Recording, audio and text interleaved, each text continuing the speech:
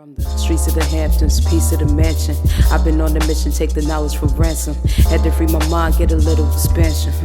Heard the healer, had to triple your chances. From the streets of the Hamptons, piece of the mansion. I've been on the mission, take the knowledge for ransom. Had to free my mind, get a little expansion. Heard the healer, had to triple your chances.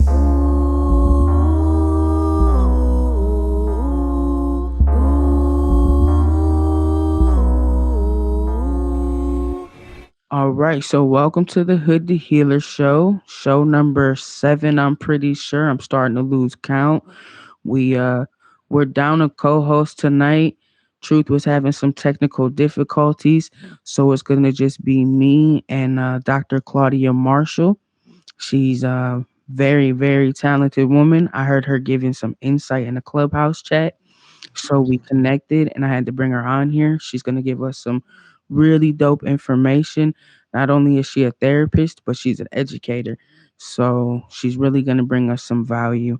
So our topic tonight is going to be about imposter syndrome. I don't know much about it, and that's why I brought her on, is because it sounds like something I might be dealing with myself, honestly. So I'm going to let you take over and tell us a little bit about yourself, and we'll go on and get into it. Yeah, thank you. Thank you so much for having me, first of all. And I mean, I think you covered everything. My name is Dr. Claudia Marshall. I am a licensed professional counselor in the state of Alabama, and I'm also an associate professor, professor of counseling. So that's pretty much it. My biggest thing is my brand is really around helping individuals maximize their potential by improving their mental health and overcoming imposter syndrome. So, yeah, that's a little bit about me. Right. So getting into that imposter syndrome, really, I know you were breaking down some things about how it really causes you to really like disassociate some of who you are when you don't feel like you fit into a certain area. So how does imposter syndrome actually work? Like, what are the effects it has on your brain and your thinking? Yeah, so I think let's start with the definition, right? So when you think of imposter syndrome, it's not really a mental health term. It's this phenomenon that was formulated or coined by two American psychologists in the 70s. So it's really the inability to internalize your success. So you're always putting it up to luck, or you're attributing it to some type of things that is external to you and your ability, right? So if I had to put imposter syndrome in layman's term, it's really feeling like a fraud even when you are capable. And when you think of the impact that has on you, we call this automatic negative thoughts, right? So sometimes we see people that suffer from imposter syndrome. And it's funny that you said that you feel like it's something that you deal with. We understand that at least 70% of people will experience imposter syndrome at some point in their life. And we can get into a little bit more about what that sometimes in your life look like. But yeah, it really affects you by encouraging what we call automatic negative thoughts, which are these self-defeating, self-doubted, inner critic thoughts that really don't do you any good. So it's this concept that, people are going to find me out. They're going to find out that I don't belong here, that I don't know what I'm talking about, I don't know what I'm doing. Y'all, I feel like And I'm having like a personal therapy session on camera right now. So bear it with me. I'm like, she's calling me out over here because this is how I've been feeling all week. I've been in a mood all week because I have something coming up that's almost a month away. And it's like Mhm. really messing with my head because I've never been in that space and I'm crossing from one space to another. And I'm like, Yes. do I really belong in this space already? And I'm Yes. like, I haven't even started the degree yet. I don't start the degree until next month. And I've been called into that space to speak on a platform larger than mine. And I'm like, do I belong here? So Yeah. I'm directly going through what you're saying right now. So guys, listen, this is real. This is real. Like, so It thank you. is. But yeah, Yeah, Wow. it definitely is real. And it's so interesting that you said that because, like I said earlier, it shows up in certain times.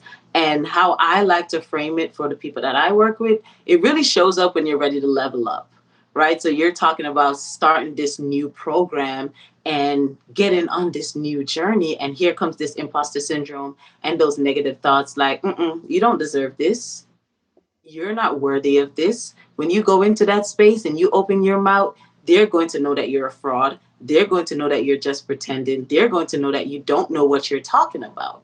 Right? And that's how imposter syndrome shows up. But the crazy thing is, it really show up in the people that know what they're talking about.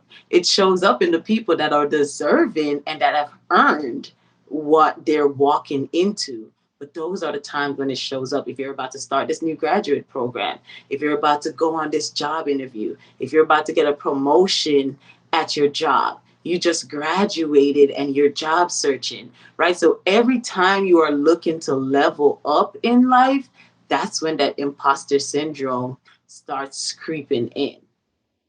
And it's crazy because it even hits different for Black folks, especially Black women in certain spaces. So when you think about graduate school, a lot of times those spaces weren't created with us in mind. So not only do we have these internal thoughts of I don't belong here, they're going to find me out, but sometimes there are these external things that are perpetuating those thoughts too, right? When you have professors grading your paper and making it look like it's trash, when you have these people discriminating against you and having to suffer these different microaggressions, so now it's a different layer. So now you have these external things that are confirming these negative thoughts that you already have about yourself that intensifies that imposter syndrome. So there's so many different levels to it. Wow. That is crazy. It puts so much in perspective. And I really hope for other people who have actually been talking about it, I've seen a lot of people really discussing this. I hope this really puts some things in perspective for you because, like, for me, it's really allowing me to see that I do deserve to be in the space that I'm heading in, even if I haven't completely earned the degree. Like, I'm qualified, even if I'm not all the way qualified because I've experienced it. So that's actually beautiful to hear. So thank you for that. Yes, yes, yes. So my biggest thing when it comes to imposter syndrome is helping people to shift their perspective on what it is. And oftentimes when we shift our perspective on something that we're experiencing, it's easy for it to become more natural to us, right? So if I shift my mind from those negative thoughts that I'm having and I challenge them, right? So I would challenge you right now when it comes to graduate school, right? You're about to start this program. One, what is evidence to show that you belong in that space? So tell me something that shows you that you belong in that space. I'm everybody's therapist already. Okay. So that's one thing. People already come to you, Yeah. right? So it's kind of something that's natural to you. Another thing is the fact that you applied, right? And Yeah. after you applied, you got an interview. And after you got an interview, you got an invite to join the program. And Yeah. now you're about to start the program. But so many times with imposter syndrome, in those moments, we're not thinking rationally. We're not thinking about the positive things that are happening and the evidence that's showing us that we belong there. We automatic, and that's why we call them automatic negative thoughts, because sometimes they are the first thoughts that come to us. So it's like somebody told you four positive things about yourself and one negative thing. Oftentimes you walk off only thinking about that negative thing that they talked about. Right. It just it Mhm. highlights in your brain like, oh Yes. yeah, those cool things. That's cool. That's cool over there. But that one thing, why don't you like me? That one thing. So Yeah, and that's what consumes you, and that's how imposter syndrome really is. When we talk about what we don't have, when it comes to the different spaces that we're walking into, that becomes our focus. And that oftentimes distracts us from the resources and the abilities that we do have, to the point where when we start accomplishing things in those spaces, because when you think of imposter syndrome, it occurs in high achieving people. So you're going to achieve. It's just that the more you achieve, the more you push back on it. It's like, oh, I got that. Oh, I was lucky this time. Oh, I got that. All right, that's because I over prepared. You're always attributing it to something outside of yourself. And no, sometimes you got that because you bomb. Sometimes you got that because you deserve it, I feel right? like And that it's really leads really into that. important for us to, yeah, It leads into like the self-sabotaging. A lot of people self-sabotage. I just was having this yes, conversation with one of my business partners, and I told him like, you're self-sabotaging, and I told him that I only know that because I do it. And yeah. I feel like imposter syndrome directly ties into like helping the ability to sabotage myself without even paying attention to it. Yes, yes. So it's interesting that you said that because when we talk about, well, when they talk about imposter syndrome, they talk about five different ways in which this can manifest. That's how I frame it. They call it the five types of imposters, but I call it five different ways in which imposter syndrome manifests itself in our action, right? And one of that is the soloist or the individualist. So these, and this is one of one that I always talk about because this is me. So these are the people that always feel like, I need to do this project by myself. If I ask someone for help, that shows that I really don't have the knowledge. That shows that I'm really a fraud. That shows that I don't know what I'm doing. So I need to do it by myself to show you, okay, I'm not a fraud, right? I can do this. But then you do it, and if you accomplish it, you still attribute it to something else outside of yourself. So that's the soloist or the individualist. The other person is like the natural genius. So these are the people like when you were younger, they're always telling you, oh, you're so smart. You're the smartest one. You're going to grow up to be great. You're going to be this and that, right? You get a lot of praise.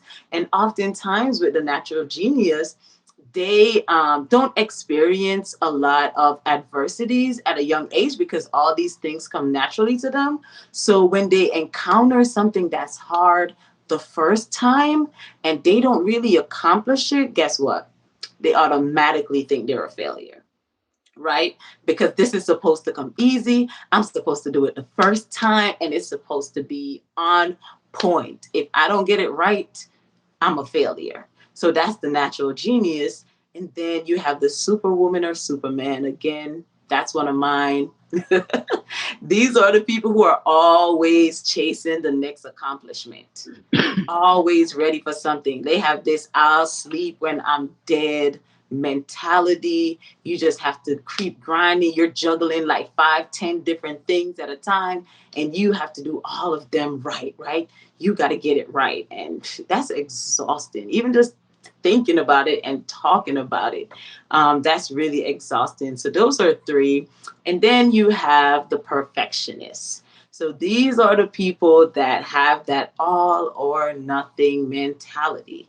It's either great or it's trash. There is no in between, no gray area. I'm either perfect at this thing or I just can't do it at all, right? So it's that all or nothing mentality. They pay more attention to, the outcome more than the process. So it's they're not thinking about the effort that they put into what they were doing and what went right and what really didn't work, why it didn't, why they didn't meet that expectation that they set for themselves, which oftentimes with a perfectionist is unrealistic expectation, but that's a tangent we could go on another day. And then the fifth way in which it manifests itself is the expert. So these are the people that they know stuff and people come to them because they know that they know stuff. But because you feel like a fraud, remember we were talking about the inability to internalize, right? So even though people see you as the expert, you don't really internalize that. So what you do is you're always seeking trainings. Like, oh, I need to go to all these different trainings. I need to get all these certifications. I need to do this and this to validate what I know. So if people see that I'm always seeking this knowledge, they'll know that, okay, that's why she knows, right? All these different things. So these are the people that are always seeking these different trainings and all these other stuff to kind of validate what it is that they know. So those are the five different ways in which imposter syndrome manifests. So again, it's the soloist, the perfectionist, the expert, the natural genius, and the superwoman or superman. And I saw your head nodding for some of those. So did you? No, listen, I'm gonna just talk to my therapist on Friday about the fact that I got all 5 issues and we need to fix that. Like, what's wrong with me? Why do I suffer from all 5 of them? And you can, and a lot of times people think, it only manifests in you in one way, but no, depending on the situation, it might manifest differently. And a lot of this really comes from our childhood and different experiences we've had over the lifespan. So yeah. Oh, absolutely. The perfectionist one, I've been that way since I was a child. Every Mhm. single thing that I do, if it's not perfect, it's garbage. I Mhm. have thousands of unpublished pieces of artwork and photos that I don't share with anybody because it's just not up to my standards. But when I show people like scrolling through my phone, they're like, "You took that? Oh my God, that's amazing!" And I'm like, it's whatever." And um, the um, the soloist in school when they say group project, I'd go to the teacher and I'd literally sit there and I would explain to her, I don't do group projects. I will do it by myself, all of it. Don't worry about it. It'll be done in on time, but I'm not going to work with a group right now. We just can't do that. So I like each one of those things. It was like perfect hitting the nail on the head. And I definitely can identify with feeling awkward stepping into a new space. Mhm. Recently I was going through and I was looking at like a lot of things that I've done and I'm like, wow, I really did that. Like, and it was like, because I built the table.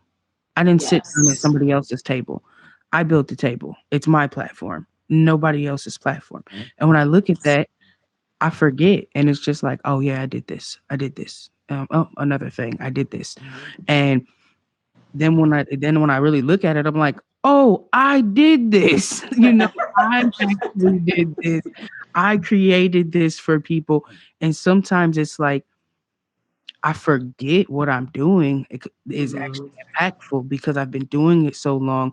So then when I really start stepping up, as you said, that next level of achievement, it's like, do I belong here? Because I got Mhm. comfortable and complacent. Yes. And it's not so much of comfortable and complacent. I think sometimes we get to the point where we don't even stop to smell the roses, right? So when I talk about, I know for me personally, that's one thing that I've had to deal with is being able to really sit in the present sometimes. Because like I say, imposter syndrome manifests for me in the point where I have to work, work, work. I always have to be publishing something, writing some type of research, doing something, right, to prove myself worthy of being where I am, to the point where I don't really stop to even celebrate the accomplishments. One of the most recent examples was really after I graduated with my PhD. A lot of times people would ask me, like, how did I feel? How is it? You finished in 3 years. You wrote your dissertation in a couple of months while you were pregnant. Like, how was that? And I was like, anticlimactic. But it was only anticlimactic because as soon as I graduated, my focus switched. It was like, all right, time to get a job, girl. Mhm. Like, it's August 3rd, 2019. You need to have a job by August 4th, 2019. Okay. So that focus switched so quick. It's like, yeah, I graduated. All right, what's next? Kind of thing. And not really stopping to be like, yo, like, you really did that with all the barriers that was in place and all the resources that you didn't have. Like, you did that. So when something else comes up and I accomplish it because I didn't start to smell the roses back then, a lot of times we don't have anything to look back on to remember that feeling. So we keep chasing it and going forward and going forward. But like you said, you've done so much. You've created so many tables behind you. So a big part of challenging that is really taking that step back, staying in the present and looking back and even presenting that tangible evidence to yourself. Like, dang, I really did this. I started this podcast, right? I started this nonprofit. Like, writing it down, going back and looking over your resume per se of the different things that you have done and reminding yourself that, oh, I didn't just start accomplishing things today. I've been doing this, even if it's small things. Really presenting yourself with that evidence is important. Yeah, on I think it was like episode 4 or 5, me and Truth, we started actually talking about that we both have a section in our like our daily journals for our wins. So we can start Yes. actually acknowledging our small wins, even if it's just something really small, because it Yes. really helps remind you, like in those moments when you're doubting and questioning everything, like, hey, look at what I have achieved. So now I do have in my daily journal a section for today's wins to help me. And I was actually went and looked over like the last 2 months of things, because I've really had a an awkward transition these last like 6 months. Mm-hmm. And I was reading over my wins of like the last 90 days, and I was like, wow, despite because I have two different journals. I have one where everything negative goes and I get it out of my chest. And then I Mm-hmm. have my daily to-do list with my wins. And I was comparing, like, even though all of this negativity was surrounding me, I stayed on track and was winning in all of these different areas of life. Yes. And I've learned that that's part of the balance of life, is that you have to learn to take the good and the bad. And as you were saying, be present in the moment. And Mm-hmm. this was literally like in the first or second episode I mentioned, a friend of mine's father said the the gift is the present. And a lot of people, they messaged me about that, and they still were like trying to fully understand what that meant. But the gift in the present means the gift is literally in the moment. So you Yes. have to just stop and appreciate the moment for what it is. And I'm learning that right now. Like, I was asked for my headshot, my bio, and quite a few other pieces of information the other day for this appearance I'm going to be doing. And Yeah. all the anxiety went through the roof. I was like, "Oh my god, do I really do? Am I qualified for this?" That was the thought. That was the actual thought was, "Am I qualified for this? Mm-hmm. Why was I picked? Why am I qualified for this?" And my homeboy, he said the simplest thing, and he goes, "They must have heard you say something that qualified you for it." Exactly. And I was like, "When did you get all wise, sir? When did you get wise?" And I was sitting there like, "Gotta be qualified for it if this is the case." And I keep realizing more and more as I question myself that I am actually qualified for it. Yeah. So this is a great eye-opening conversation for people, because it's helping me already. So Yeah. And the thing to consider too is understand that doubt is a natural thing, right? Having doubt is natural. It's when it becomes this debilitating reaction that it really causes a problem. Having some anxiety when you're walking into a new room, it's fine. The important thing is centering yourself. So maybe taking those deep breaths and then, like you said, revisiting that evidence. And a big part about challenging imposter syndrome too is having a community. So it seems like you have your community. The Orbe Austins, I really like them. They're this husband and wife couple that study imposter syndrome, especially in like the corporate world when it comes to your career.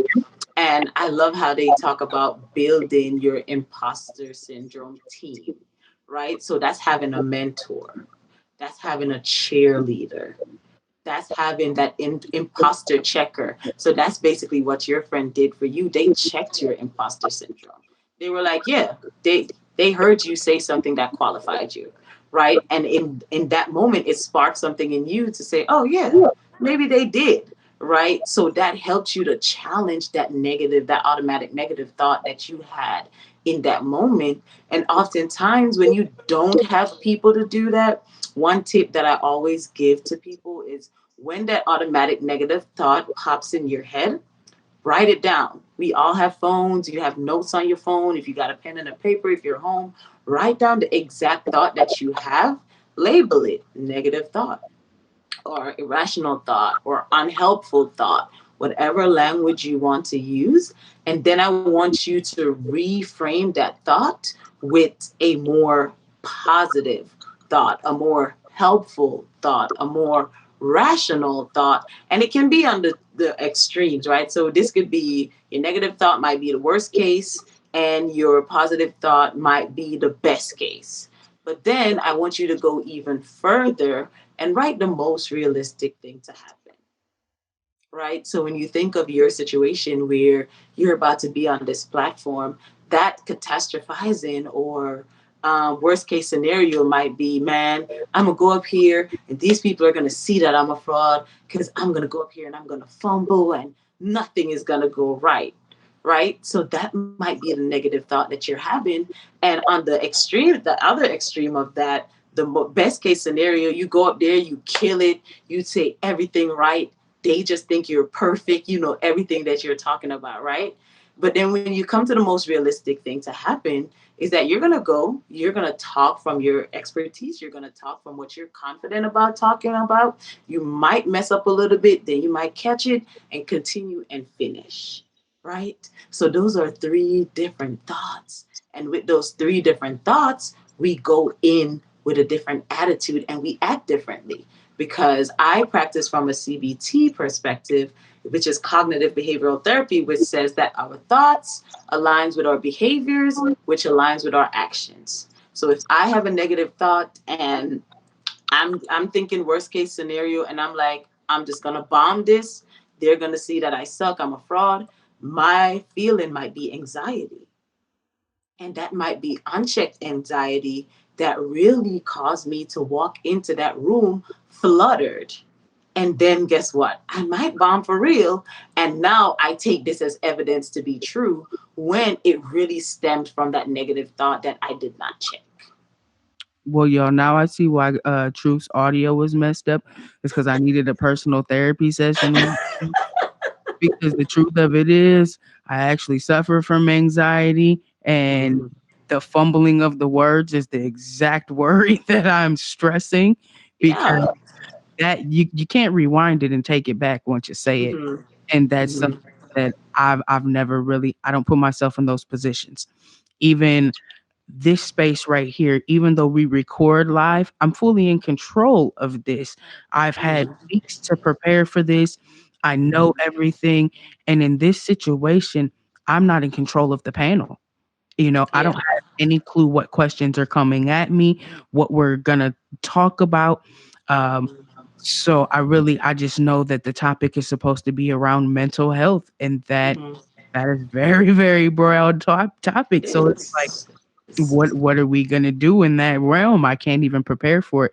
So yeah, it has sparked my anxiety around, will I fumble with my words?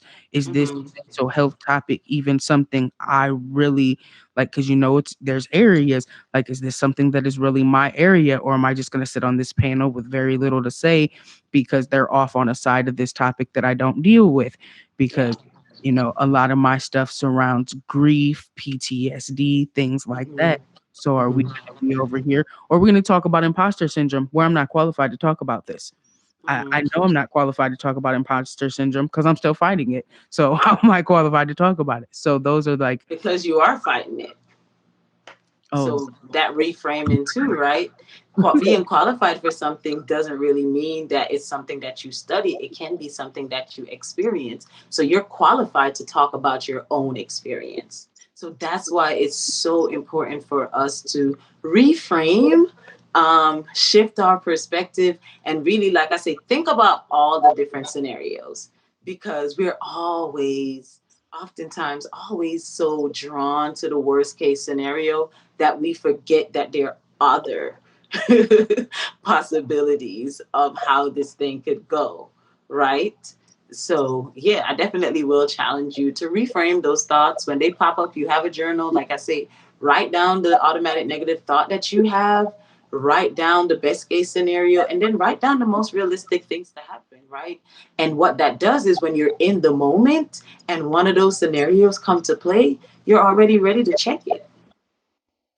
see, shout out to Dr. Marshall. She just came on here and she's just setting it straight, y'all. So really, I hope anybody else who's dealing with these kind of issues, I really hope you do take the time to reframe it and shift your perspectives, because I know y'all see me over here. I'm live shifting my perspectives right now, and it's like, wow, I am qualified based on the fact that I've been through these things. And that's mind altering. So when you finally look at it from the perspective that you've experienced it, you might not have went to school for it or got that validation in whatever manner, you've experienced it. So that gives you the qualification to speak about it. That's some real stuff right there. Yes, ma'am. Yes, ma'am. It's all about changing that. Yeah, so I remember we were having a brief conversation on like our little introductory call, and you were actually talking about imposter syndrome actually affecting like the Jamaican community real heavy right now due to what's going on with COVID and them not being able to play sports. I still wanted to touch on that because that really, it's been something that's been on my mind for a minute. So can we go on that a little bit for a minute? Well, I think there's a lot of things that are impacting student athlete worldwide. I wouldn't even say it's just specific to Jamaica. And I think it's more of like an identity crisis, which might have a little imposter syndrome in there. But when I talk about identity crisis, it's more of that. As a former student athlete myself, we pride ourselves on being athletes, right? That is one of the core identities that we have. And oftentimes we see that athletes go through identity crisis when they have unexpected injuries. So if you have a college athlete that probably played football, or they run track, or they pull a hamstring, or they get hit real hard and they can't play anymore for that season, we see that they start showing some signs of anxiety and depression and different mental health related symptoms, because there's a piece of their identity that was ripped from them.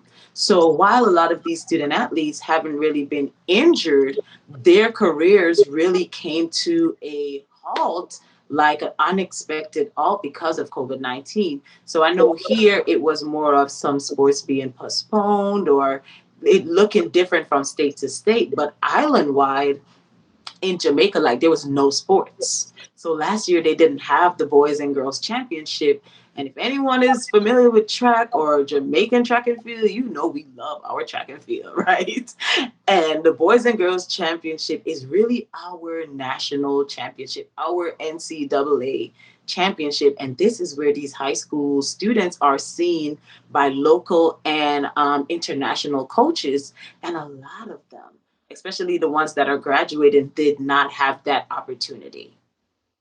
So we understand that that in itself has a lot of different mental health impact. So that's one of the big things that I would say that I'm seeing, is that identity crisis that's leading to them developing these different mental health related symptoms and issues, because that's what they knew. And a lot of them probably don't have parents that can pay for them to go to school. I know if I was a high schooler at this point, growing up in the time, if COVID was a thing, when I was in the 12th grade or the 11th grade, because we graduate in the 11th grade, the system is different. In Jamaica, I don't know if I would have been to college, because my parents couldn't afford it, and track was the only way for me to get a scholarship. So just imagine the mental health impact that has on these student athletes, or just students in general, when you're isolated. You can't really be around your friends, and a lot of them are trapped in homes that might be abusive, and so many different things. Yeah, so I know COVID has really had a big impact on the nation, the world, the globe. Yeah, I seen a lot of people actually talking about how it's been to be isolated away from their friends recently. And a couple people were talking about how they can't wait to get back to actually playing sports and things like that. And Yeah. that's why I wanted to touch on that, because I know we're going into now almost a year for certain parts of the world. It's been a year, basically, but for America, we're about 2 months off from a full year shutdown. Mhm. And I know a lot of folks are really having a tough time. I'm naturally more on the introverted side. Now, I'm not gonna say I'm an introvert because I like to have fun and enjoy life outside in the sunshine with my friends. But I don't really have that problem with staying in the house, but I found myself recently feeling the need to just go out. And so I know my friends who are like extroverts. I know Mm-hmm. they're having such a rough time right now, and a lot of people are really adjusting to this new way of life, I guess. Yeah. It's been a stressful transformation. So I hope everybody listening, I hope you're really taking the advice that's being offered and finding a way to apply it, because I know life is rough. It's hard, Yeah. especially when, like Dr. Marshall was just saying, you're losing your identity because you're unable to actually live your dreams out because Mm-hmm. of something that's out of your control. Yeah. And Yeah. that's what a lot of people, I guess, what I'm trying to say is you have to just pay attention to how do you respond to things that are really out of your control. So, Yeah. we can't control this pandemic in any way, shape, or form. We can't we can't stop what the government says is best protocols and procedures right now. So we have to just find ways to cope ultimately at this Yes. point. And I know, Definitely. That is what is most important, understanding that we can only control our thoughts, our feelings, our behaviors. And like you said, finding those different ways to cope. So it might look different for other people. Like you said, being an introvert, it might be that you're fine with just setting up some Zoom calls with your friend once in a while to kind of get that social interaction. But whether you're introverted or extroverted, try not to isolate yourself, especially if you're someone that, by yourself, living alone or so on, don't really have any type of companion. Just do what you need to do to take care of you. Try to stay connected in whatever way you can. Try to talk about how you are feeling with safe people. People that you can vent to, people that see you and understand you and can be empathetic with you. If you feel like you need to see a therapist, please, please, please do so. A lot of different I was about to say internet companies.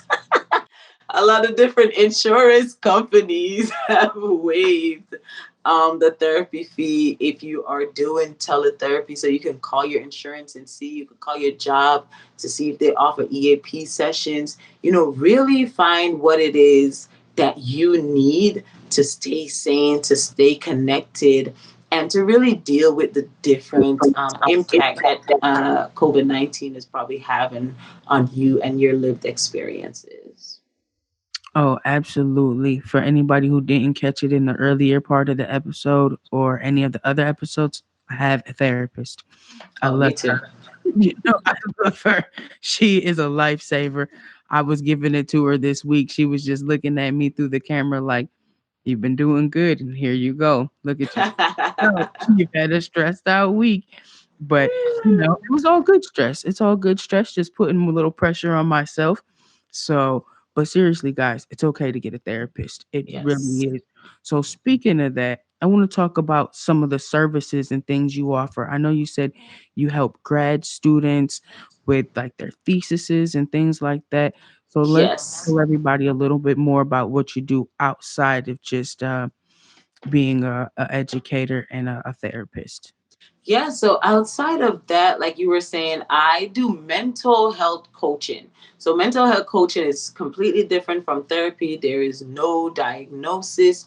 I more so serve as an accountability partner, someone that helps you to honor your affirmations, someone that helps you to overcome imposter syndrome. Speaking of that, I do have a journal and I'm working on coming out with different editions of that journal as well.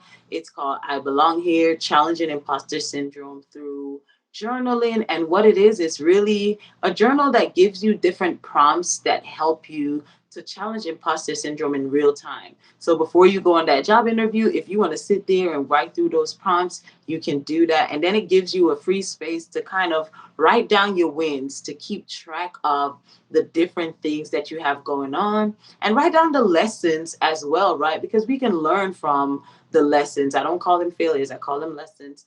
And also, it has positive affirmations throughout the journal. That's a resource. And then I also do dissertation coaching.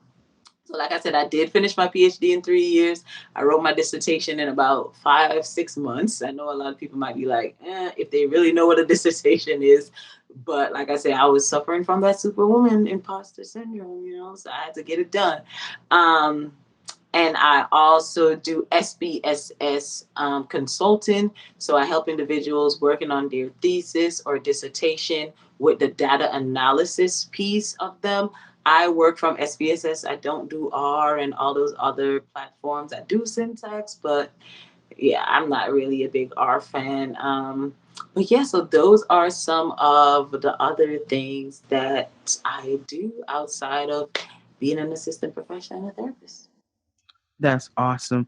So I want to thank you very much for coming on and joining us today. I greatly appreciate it. And I look forward to in the future having you back as a guest another time. Yes, thank you so much for having me. I really appreciated this space, and I just love what you're doing. Keep doing a great job and keep creating these spaces to help others. All right. Thank you so much. You have a good evening, Miss Right. Marshall, Dr. You Marshall. too. Thank you.